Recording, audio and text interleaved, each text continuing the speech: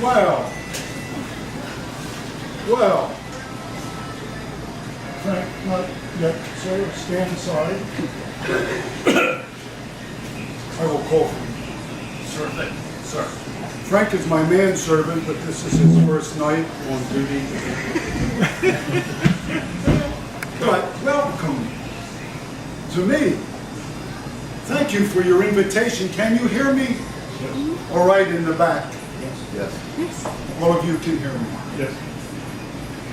Thank you for inviting me to come here to talk about myself, because I love talking about myself. I am the Honorable Aaron Burr, Jr., 3rd Vice President of the United States. I served under President Thomas Jefferson from 1801 to 1805. Now, I am here to tell you about myself, but before I do that, I do want to say 2 other things. I feel much better being here in Cranbury, much better than the last time I was here. I will tell you about that later. But as we came down the pike into the village tonight, I said to my manservant Frank, I said, this village has, sir, could we extinguish that sound, please? Thank you, sir.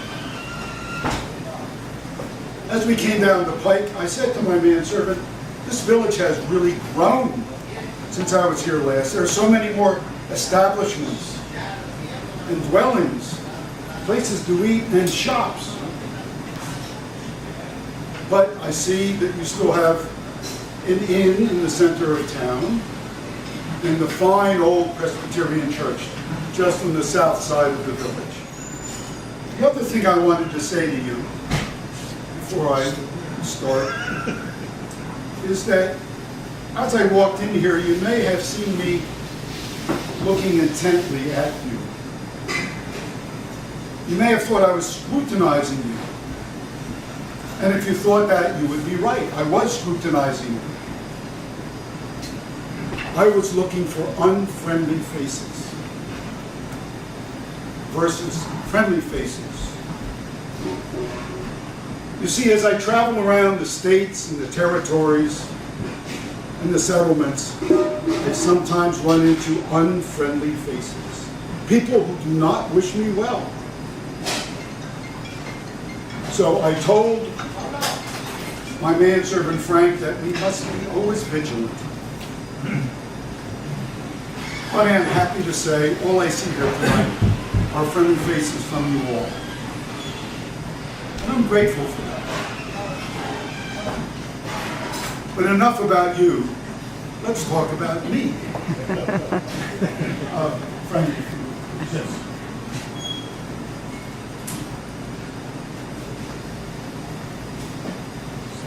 Now, I should tell you that I'm living a very interesting life. A full life. A dramatic life. Some may even call it a tumultuous life. I'll let you be the judge.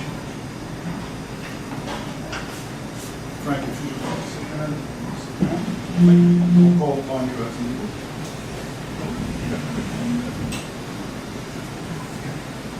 Well, let me start at the beginning. I was born on February 6, 1756, in a town, not a large town, called Newark, in what was, before then, the province of East Jersey, British America.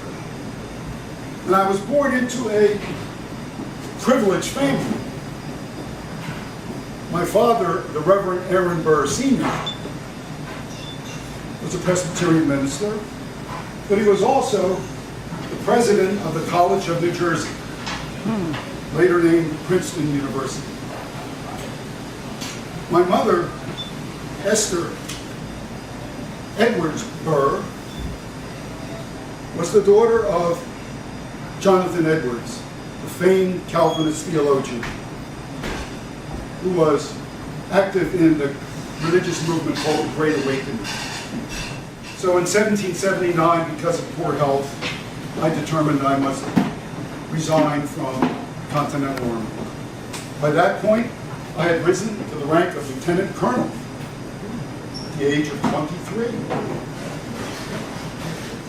Although not any longer in the Continental Army, I continued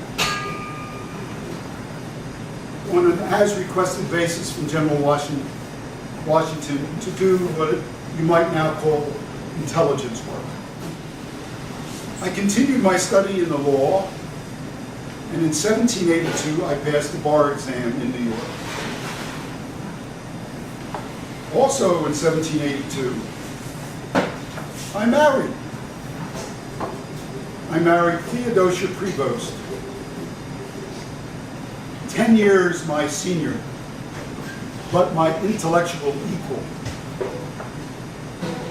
How I loved the conversations and the discussions and the debates we would have. I treasured those times with Theodosia. We also had a daughter whom we also named Theodosia. And we moved to Philadelphia. Now,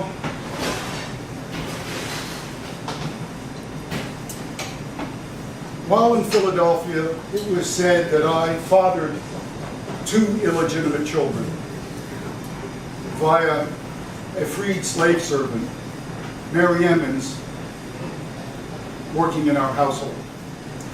I'll not discuss that any further. I will not take any questions on that matter. Perhaps at some point in the future there will be special testing of the blood that may resolve the truth of that matter. But enough of that, back to me and my career. We moved back to New York, and my political career began to rise. I was elected to the New York Assembly, and then appointed U.S. Attorney from New York. And then in 1791, I was elected Senator to the Federal District, representing New York, National Senator. So my political career was on the rise.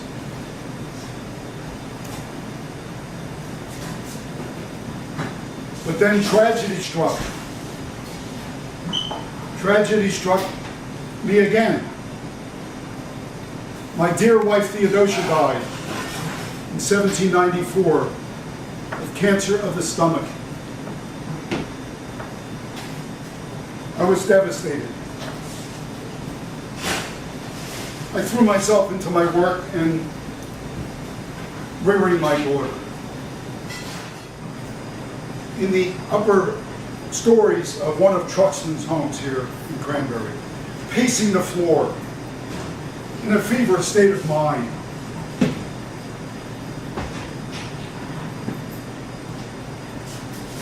Wrestling with what to do. Now, I cannot confirm those stories. I cannot tell you that I remember that. I admit I was in a bad mental state. But what I do remember is renting my own horse and carriage from a local innkeeper here in Cranbury, parting ways with Commodore Truxton, and continuing on my travel to Burlington, in Philadelphia, and finally to my ultimate destination, Charleston, South Carolina, where my now adult daughter Theodosia lived. Now, I felt better in the South because dueling was still legal in the South, and Hamilton was not popular then. But I grew restless, so I determined to come back to the Federal District, where I was immune from prosecution. And I made sure not to go to here in New Jersey or New York.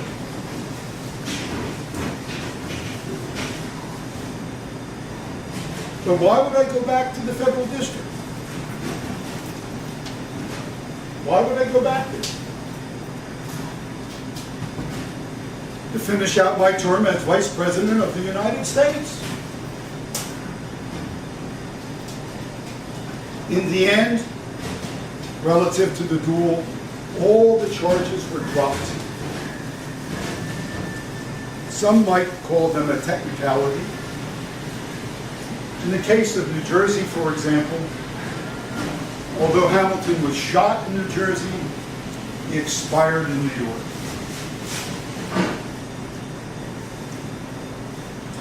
So now I'm back in the federal district, and as Vice President, I am President of the Senate. And I presided over the very first impeachment trial ever held. The trial was of Associate Justice of the Supreme Court, Samuel Chase. He had been indicted by the House of Representatives for allowing his political ideology, his political philosophy, to infect his thinking as a jurist.